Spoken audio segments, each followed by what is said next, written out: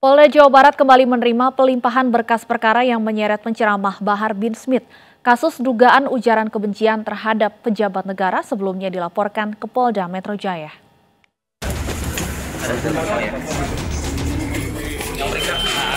Kasus hukum yang menjerat penceramah Bahar bin Smith kembali dilimpahkan ke Polda Jawa Barat hari ini. Polisi menerima berkas kasus dugaan ujaran kebencian terhadap pejabat negara yang dilakukan Bahar bin Smith. Sebelumnya kasus ini dilaporkan Ketua Cyber Indonesia Husin Syihab ke Polda Metro Jaya Desember lalu. Pada hari ini kita telah menerima pelimpahan berkas laporan polisi dengan nomor LP garing B garing 6146 garing 12 Romawi garing 2021 garing SPKT Polda Metro Jaya tanggal 7 Desember 2021 dengan pelapor Saudara HS tentang dugaan tindak pidana ujaran kebencian terhadap pejabat negara. Diduga dilakukan oleh Saudara BS yang saat ini dalam penahanan penyidik Polda Jawa Barat dalam perkara lain sebagaimana yang rekan-rekan ketahui bersama. Maka total polisi menerima 2 laporan kasus dugaan ujaran kebencian yang dilakukan Bahar bin Smith dan Egy Sujana. Sementara Bahar bin Smith telah ditahan di Polda Jawa Barat Senin malam lalu usai menjalani pemeriksaan dan ditetapkan sebagai tersangka. Dari Bandung, Jawa Barat, Mujid Prayitno, iNews melaporkan. Bagaimana kelanjutan kasus Bahar bin Smith? Sudah bergabung bersama kami Kombes Pol Ibrahim, Kabid Humas Polda Jawa Barat. Selamat sore, Pak Ibrahim. Selamat sore, Stefani. Baik, Pak Ibrahim, kami ingin konfirmasi, apakah artinya berkas perkara yang baru dilimpahkan ini berbeda dengan kasus yang sebelumnya sudah membuat Bahar bin Smith ditetapkan sebagai tersangka? Benar, jadi laporan polisi yang kami terima, ini ada 2 perkara dengan laporan polisi yang juga berbeda. Yang pertama, laporan polisi yang kita terima itu dilaporkan oleh Saudara TNA pada tanggal 17 Desember 2021 juga di Polda Metro Jaya. Sedangkan laporan polisi yang kedua yang kita terima tadi hari ini, tanggal 6 Januari, tertanggal 7 Desember pelaporannya di Polda Metro Jaya. Dan juga pelapornya berbeda.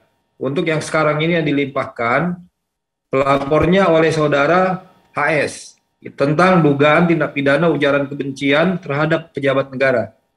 Baik, siapakah pejabat negara yang dimaksud dalam laporan ini, Pak Ibrahim? Benarkah sempat ada penyebutan nama Jenderal TNI Dudung Abdurrahman?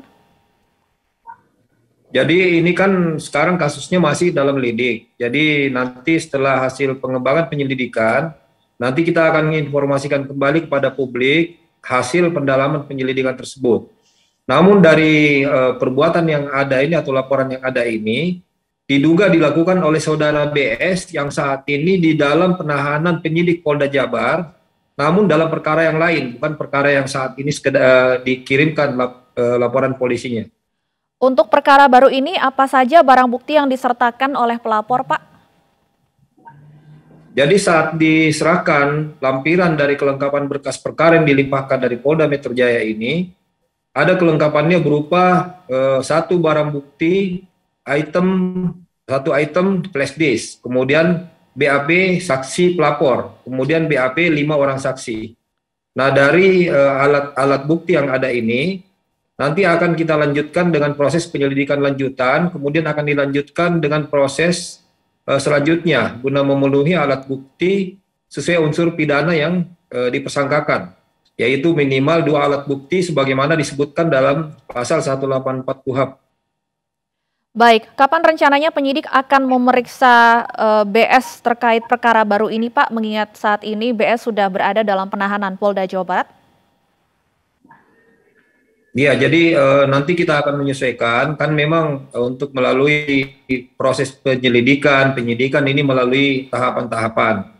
Nah, nanti tahapan-tahapan ini akan kita lalui dulu, misalnya ada penyelidikan lanjutan yang memungkinkan, kemudian akan melakukan pemeriksaan saksi-saksi. Untuk pemeriksaan Saudara BS sendiri, nanti akan disesuaikan kebutuhan dari pemenuhan unsur atau persiapan penyidikannya nanti. Untuk penahanan sebelumnya dari Bahar Smith sendiri, kami mendapat informasi kuasa hukum sudah mengajukan penangguhan penahanan. Seperti apa Pak perkembangan terbaru dari permohonan penangguhan penahanan ini?